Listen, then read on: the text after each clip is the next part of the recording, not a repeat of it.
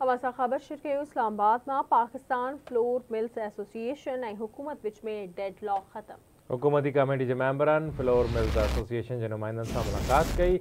Floor mill association withholding tax लगाइण ते पंहिंजनि ख़दशनि खां आगाही ॾिनी।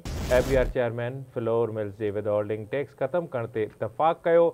फ्लोर मिल्स एसोसिएशन हड़ताल ख़त्म करण वारे हुकूमत की ॻाल्हि मञी वरिती आहे। पाकिस्तान फ्लोर मिल्स एसोसिएशन हड़ताल 10 ॾींहनि जे लाइ ख़त्म करे छॾी आहे। वाक़िया आगाह कंदासीं। इस्लामाबाद में ब्रेकिंग न्यूज़ आहे।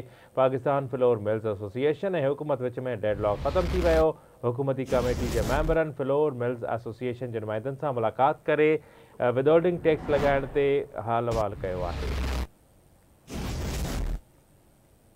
अवांखे अपडेट कयो पिया। पाकिस्तान फ्लोर मिल्स एसोसिएशन ऐं हुकूमत विच में डेडलॉक ख़त्म। हुकूमती कमेटी के मेंबरन जी फ्लोर एसोसिएशन के नुमाइंदनि सां मुलाक़ात थी आहे। Flour association withholding tax लगाइण ते पंहिंजनि ख़दशनि खां आगाही ॾिनी। FPR चेयरमैन फ्लोर मिल्स जी विद होल्डिंग टैक्स ख़त्म करण ते इतफ़ाक़ कयो आहे। फ्लोर मिल्स एसोसिएशन हड़ताल ख़त्म करण वारे हुकूमत जी ॻाल्हि मञी वरिती।